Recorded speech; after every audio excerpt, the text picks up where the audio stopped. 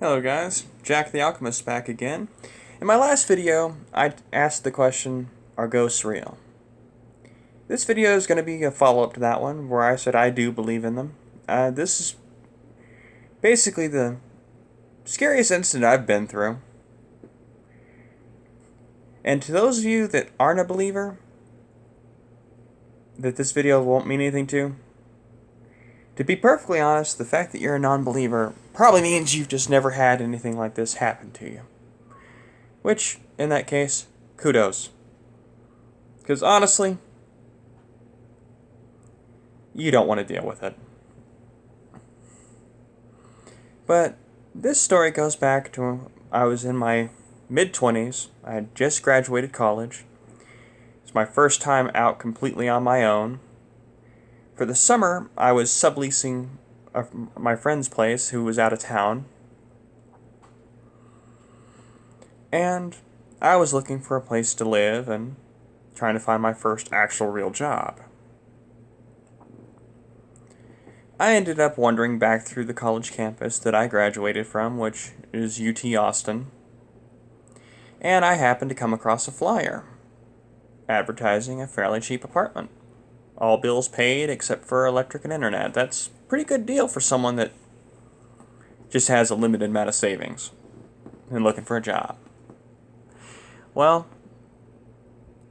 I contacted the office manager, made an appointment to go see the apartment complex, and I showed up there, found the main office, and found out, first big clue is these set of apartments actually did not have a name.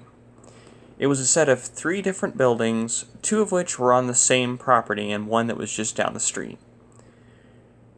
They all had separate addresses for the buildings. The apartment I looked at happened to be in building 2506. And I was talking to the apartment manager, who's obviously a student. This kind of unassuming Asian guy. Seemed pretty cool guy. And he asked me what kind of apartment I was looking for, and I said I'd prefer one on the ground floor. Well, he hemmed and hawed, and at first he said, no, we don't have one on the ground floor. And I kept pressing him a little bit, because, I really didn't feel like climbing stairs, especially not in Austin heat in the summer. Like, that place is hot and muggy during the summer. Well, he finally admitted there was one apartment. It was in the building we were in, on the back of the building. But then he did something that you wouldn't expect someone who's trying to sell you an apartment to do, or sell you anything. He started trash talking the apartment. He came up with every possible excuse not to show it to me. He's like, okay, it's behind the utility wall. No, you won't get any natural sunlight. Didn't bother me. I'm not a big fan of sunlight due to an eye condition that I have. That sun's a little bright for me. But that made me happy. That kind of sold me on it even further. I wanted to see it some more. Then he tried to go with, mentioning that where it is inconvenient because it's around the back of the building. There's no parking around it. Well, I don't drive, so not a big deal. Well, finally,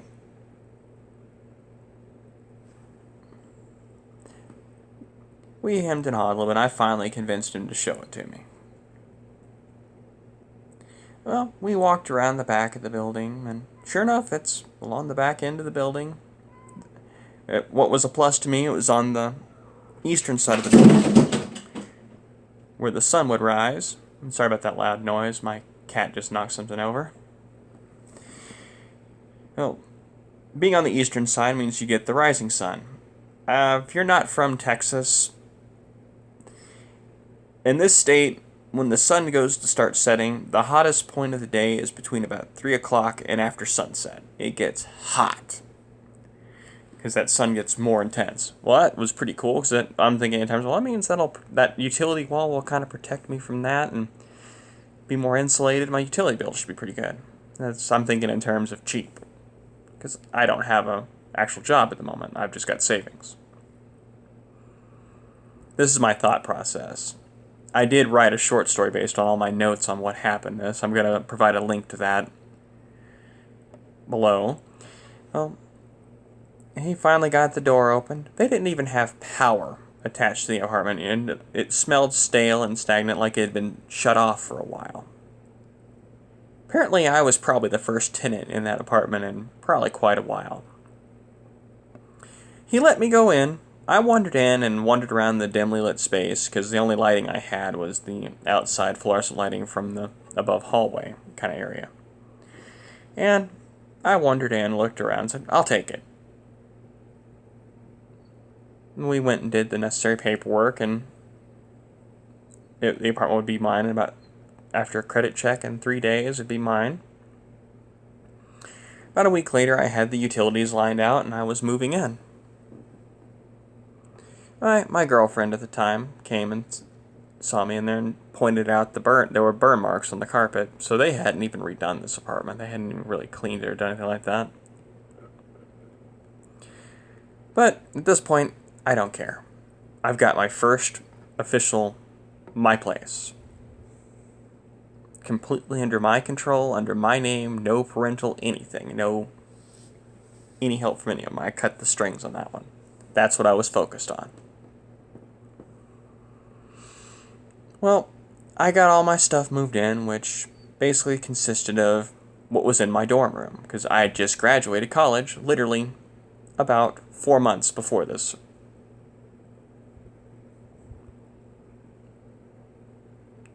And I've got everything unpacked, and I flipped one of my storage bins over to use as a table for my computer, because it was still going to be about a month before I would actually have any furniture or anything like that. My uncle was going to bring it down from my hometown when he came to visit some of his friends in the area.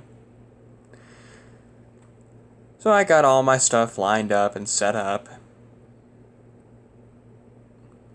And as I'm hooking up my computer, the first actual incident occurred. The only thing I had plugged to power was my subwoofer, which was basically the brains of my speaker system, which was a little Logitech system. And this low groan came through the subwoofer. I just ignored it, and I just kept ignoring it, and it got louder and louder until I finally stopped and was staring at it. By the time I finally stopped, I had the whole computer set up and booting. And most people would be kind of freaked out at this point. I wasn't, because it wasn't the first time my speakers had done something weird like that. Speakers had picked up CB radios before. And being that I-35 was 2 blocks from where I lived, it just occurred to me, probably radio interference from I-35. Whatever. And it just continued on, and some other little minor incidents started occurring, and just little mundane things. At some point, I told my girlfriend about it, and she proficiently denied it and denounced it, and just said that doesn't exist in the apartment. Okay, that was mistake number 1. Little background on her: she was of Vietnamese descent, born and raised in a small little fishing town in southern Texas, and highly, highly old school Catholic, which added to this. I will add that my little short story I wrote on this is a little more detailed and a little more ordered than this, but this is kind of the gist of the story. And I just left it at that for right then and there.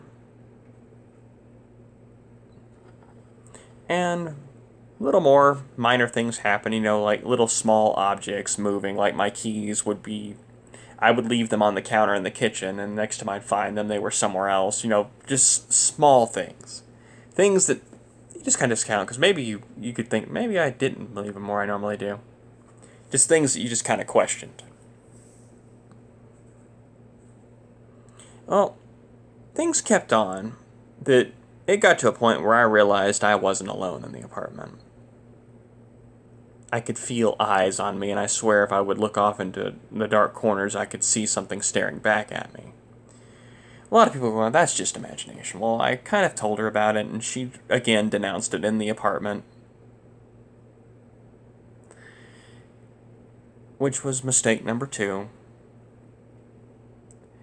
And it continued on like this until one day she had, my short story probably would explain it better than this, but she viciously denounced it a 3rd time in the apartment. By that point, I was ready for anything. I already knew something was coming. I knew it was coming at this point, because it's kind of weird, but things do occur in 3s. Have you ever noticed things that occur in 3s? Like, they do. It's weird. It seems to be a fundamental law of the universe that generally with most situations there's 3 possible outcomes. You've got the good outcome, the mid-level outcome where nothing happens, and then you've got the bad outcome. Well, I was braced for impact. I knew it was coming.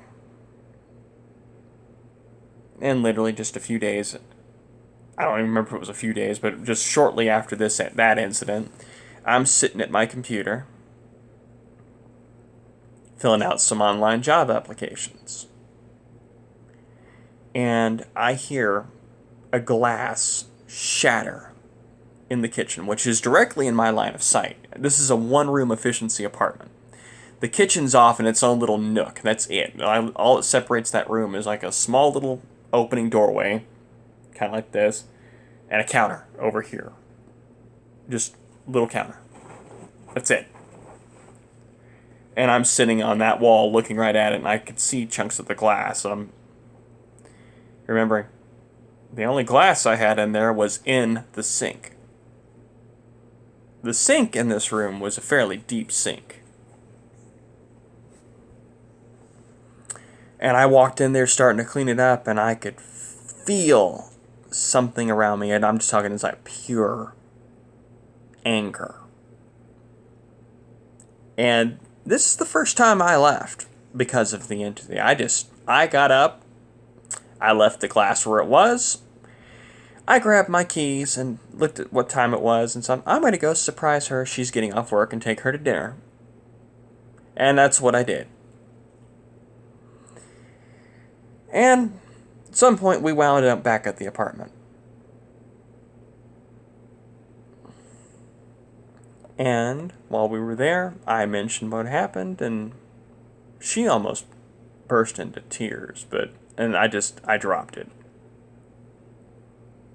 I didn't realize that her adamant disbelief in this was because she was absolutely terrified of this kind of stuff. My story does go into more detail than this. Like, there's quite a bit I'm not mentioning here. I'm trying to get the gist of the story. Well, that night, we finished watching a movie somewhere around 2 in the morning. Went to sleep. At around 3 in the morning, the shit hit the fan. That's the only way I can really explain it. That's, sorry to cuss, but there's no real way to explain this. She woke up screaming and babbling, there's an old woman. And that's all I could get out of her.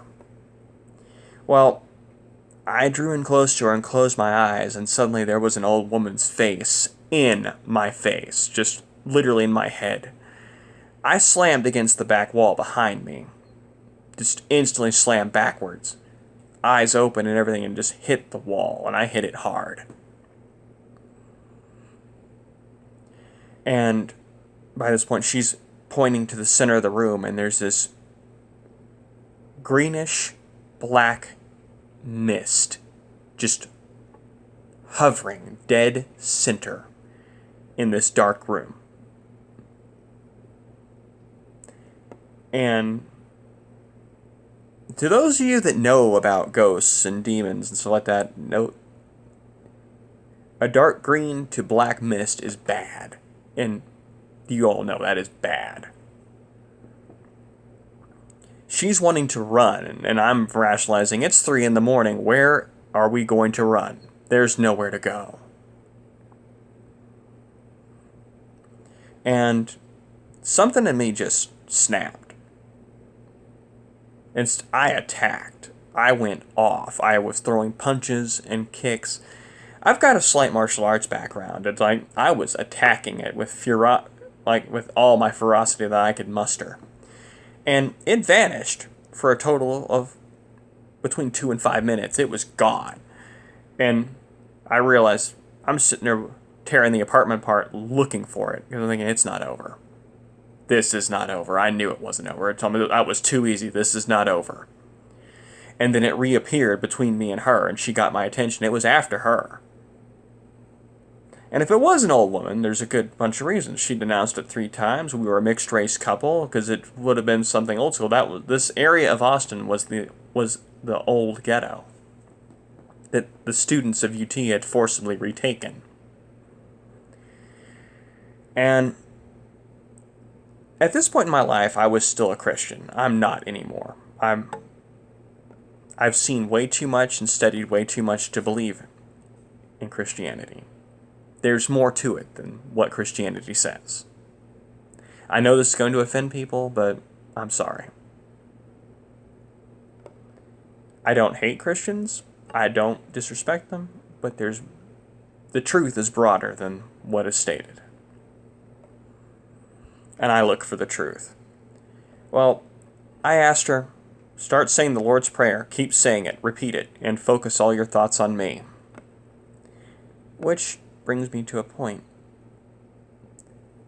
Can thought exist without body? I think it can. I think that's what a ghost and a demon are. I think they're thought forms. That's what they are. Well, with this premise in mind, I began to pray myself, but I cupped my hands together like this. Which, if you are any kind of an anime fan, you're thinking, what kind of Dragon Ball BS is this? Well, honestly, I wasn't thinking. It just occurred to me to focus all of my energy into the hands, and I prayed to gather light in my hands. And I forcibly slammed my hands into the entity, just like you would if you were throwing a Kamehameha wave, Goku's favorite move from Dragon Ball Z. And I shattered it. It screamed. I saw a white orb appear and go through the ceiling. And then suddenly, this room went from being pitch black to bright. And we turned on lights, it was brighter. I had just defeated a diabolical with a thought. This is the first time I'd ever done that. And I'd got to think about it, and I've done it since then. I've had to deal with things that have just shown up that are dark and evil that won't go away. It's part of why I named this channel The Alchemist 72. Is there's more to heaven and earth than what we can see. I'm going to include a link in the description that contains the full story. It's going to link to my blog, which is hauntedcastlesbooks.blogspot.com. I'm also going to provide a link to my Facebook page for Haunted Castles Books, because as I said, I'm a writer. And this just gave me fodder for it. I'm also going to link to my author page on Amazon, because I do self-publish on Amazon's Kindle, where I have a story that I included this short story as just a freebie in it. Tell me what you think. If you've ever experienced something like this, I'd love to hear about it, hear more about it. But the gist of the story is, if you're dealing with a thought form, like a ghost or a demon, you can hurt them. You can physically attack them and hurt them. But it's not your hands that are hurting them. It's your thoughts. Our thoughts and our emotions do affect the environment around us. So if you think negative thoughts, your environment's going to be negative. If you think positive thoughts, your environment's going to be positive. It seems really dumb when you think about it, but it's true. At some point, all the major religions missed this point. That's what they were originally about. But at some point, that disappeared. Oh, I'm Jack the Alchemist. And just remember, as above, so below. I'll see you guys later.